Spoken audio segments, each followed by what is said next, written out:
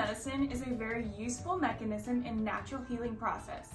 It benefits a wide range of diseases by helping promote, maintain, and restore health.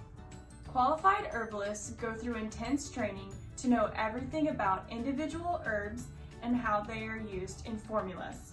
Dosages are regulated, conflicting herbs cannot be used together, and diseases have to be monitored as they go on. We give God all the glory for the great results through His healing medicine our Heavenly Father has provided.